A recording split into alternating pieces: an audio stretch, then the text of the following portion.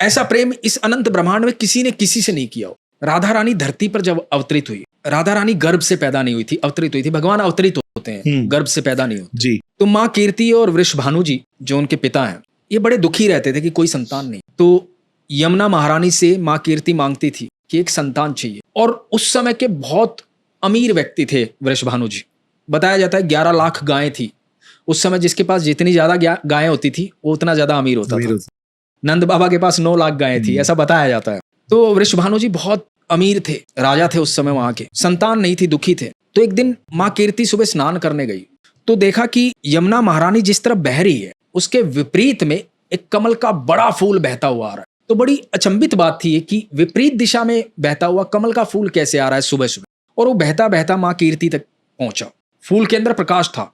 तो माँ कीर्ति देखती रह गई, डर गई, घबरा गई कि ये फूल के अंदर किस प्रकार की रोशनी है। तो जब माँ कीर्ति के पास वो फूल पहुंचा, सूरज की पहली किरण आई और वो फूल खिल गया, उसकी पत्तियां खुल गई। और पत्तियां जैसे ही खुली तो अद्भुत तेज लिए हुए अनंत ब्रह्मांड की सर्वेश्वरी वहां पर विराजमान राधा रानी, लाडो रानी उस कमल के फूल में। देख करके माँ कीर्ति पागल हो गई, गोदी में उठाया राधा रानी, बड़ी अचंभित थी। कोई शब्द नहीं आ रहा था मुंह में, सूझ नहीं रहा था ये हो क्या रहा है। इतने दिनों से यमुना महारानी से मांग रही थी मैं, मुझे संतान चाहिए, संतान चाहिए। दौड़ी दौड़ी वृषभानु जी के पास गई, सुनो हमें यमुना महारानी ने संतान दी है, ये देखो कौन आया है। और वृषभानु जी ने जब देखा लाडो रानी को, वृषभानु जी भी पागल हो गए, जोर जोर से चिल्लाने लगे, हमारी पुत्री आई है, हमारी पुत्री आई है। पूरे महल में कह दिया उत्सव मनाओ, हमारे यहाँ पुत्री आई है। उत्सव की तैयारी की गई। कुछ देर बाद पता लगा कि बच्ची जो है आंखें नहीं खोल। थोड़े चिंतित हो गए वृषभानु, पल भर के लिए चिंतित हुए। फिर कहा कि कोई बात नहीं, ये जैसी भी है हमारी बच्ची है।